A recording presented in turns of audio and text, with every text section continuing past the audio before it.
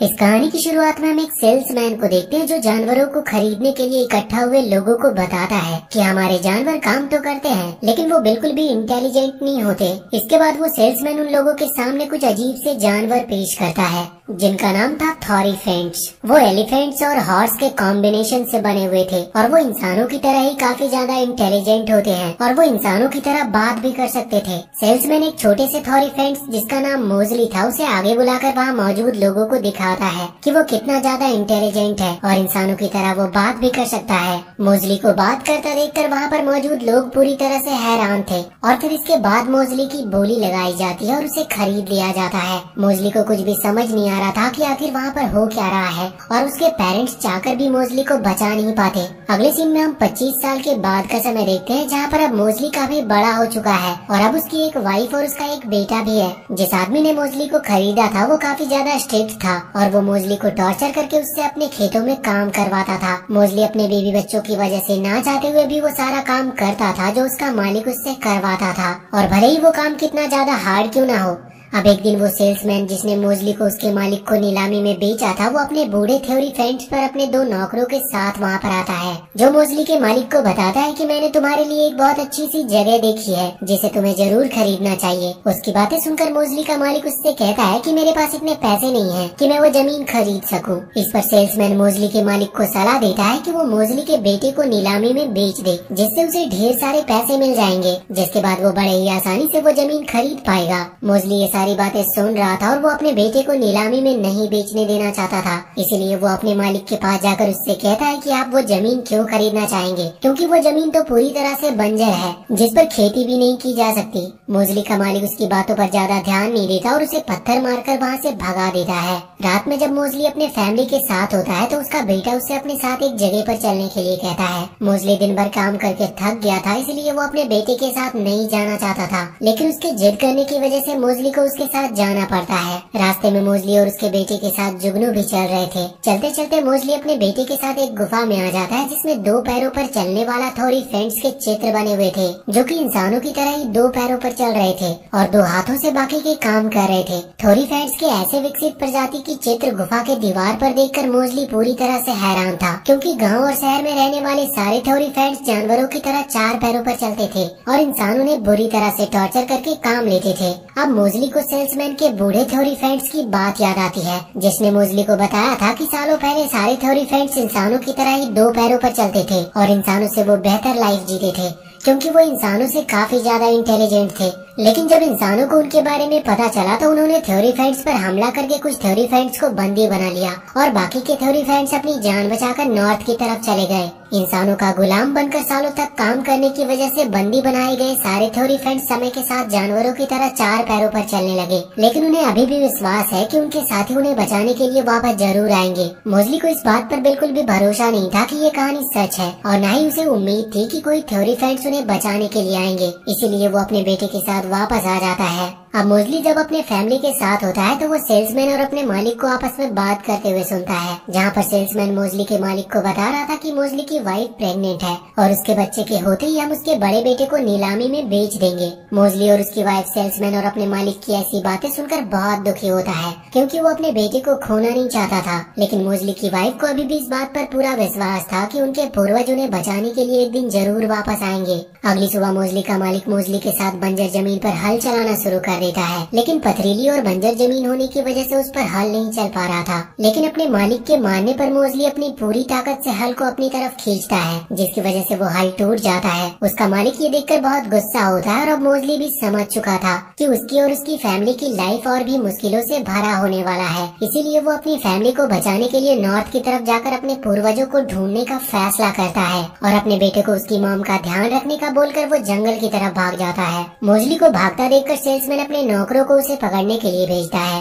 वो भागते हुए जंगल में आने के बाद एक जगह पर छुप जाता है जिसकी वजह से वो अपने मालिक और सेल्समैन के नौकरों से बच गया था। मोजली के ना मिलने पर मोजली का मालिक गुस्से में वापस आ जाता है और मोजली के फैमिली को कैद कर देता है क्योंकि वो मोजली पर काफी ज्यादा गुस्सा था। उसके चले जाने से मोजली के मालिक को काफी प्रॉब्लम का सामना करना पड़ रहा था क्योंकि उसका सारा काम मोजली ही किया करता था। अगले दिन वो सेल्समैन एक खतरनाक शिकारी के साथ मोजली के मालिक के पास आता है और उसे बताता है कि ये मोजली को जंगल से ढूंढकर किसी भी तरह पकड़कर वापस लाएगा। मोजली को पकड़ने के लिए शिकारी जंगल में उसी दिशा में जाता है जिस दिशा में मोजली भागा था, क्योंकि वो किसी भी तरह से मोजली को जल्द से जल्द पकड़ना चाहता था। शिकारी के वहाँ से जाने के बाद सेल्समैन अपने नौकरों को शिकारी के पीछे भेजता है, क्योंकि वो चाहता था कि उसके नौकर सीख सके कि थ्योरी फ्रेंड्स को कैसे पकड़ा जाता है। वहीं दूसरी तरफ हम मोजली को देखते हैं जो जंगल में काफी डरा हुआ था और वो लगातार आगे बढ़ रहा था, लेकिन इस दौरान वो एक बड़े से गड्ढे में गिर जाता है। अब वहाँ पर शिकारी द्वारा भेजे गए उसके नौकर भी आ जाते हैं जो देखना चाहते थे कि शिकारी मोजली को कैसे पकड़ता है, लेकिन इस दौरान वो खुद ही उस गड्ढे में गिर जाते हैं।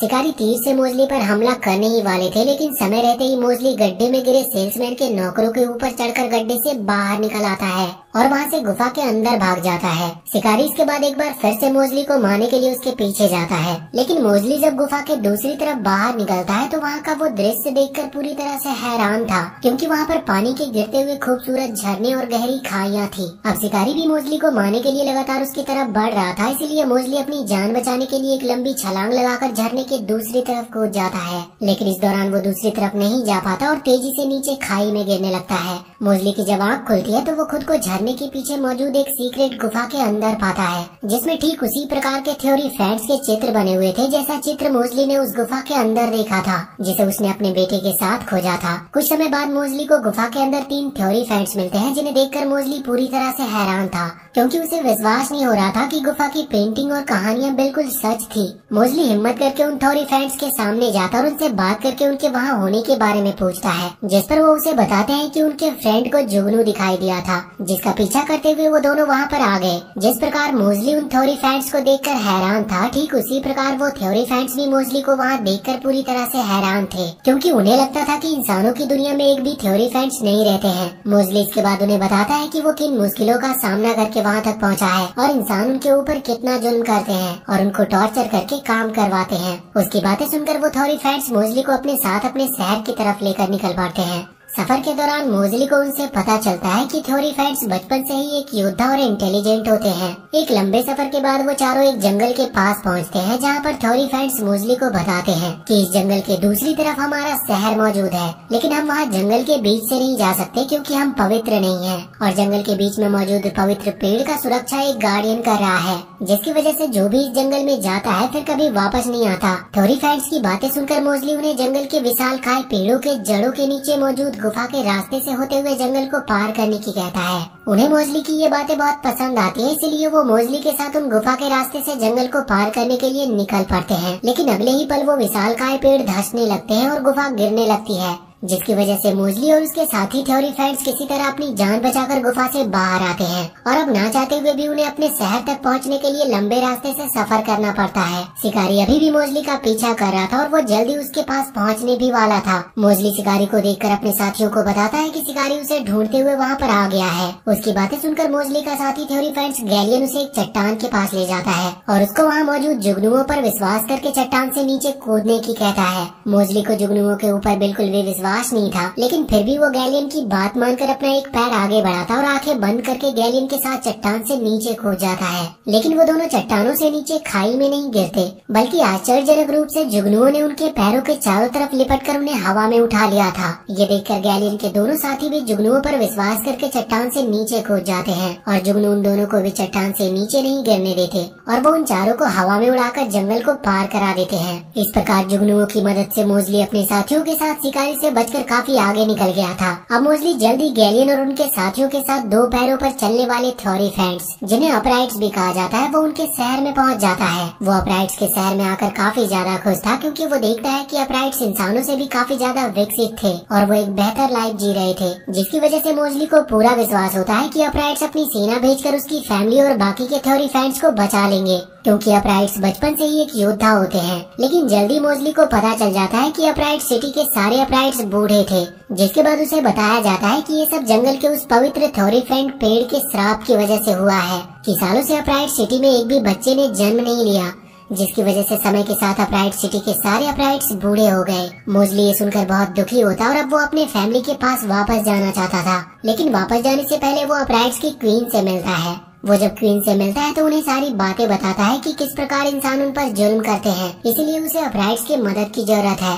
उसकी बातें सुनकर अपराइट्स की रानी अपनी कमजोर सेना के साथ ही मोजली की मदद करने के लिए राजी हो जाती है। लेकिन अगले ही पल एक अपराइट्स भागते हुए वहाँ पर आता है जो सभी को बताता है कि शिकारी उनके शहर तक पहुँच गया है। ये सुनकर सभी घबरा जाते हैं और सिटी के मेन दरवाजे पर जाकर शिकारी को वापस जाने की बोलते हैं। शिकारी के ऊपर उनकी बातों का कोई भी फर्क नहीं पड़ता और वो तीर से उनके ऊपर हमला कर देते हैं, जिसके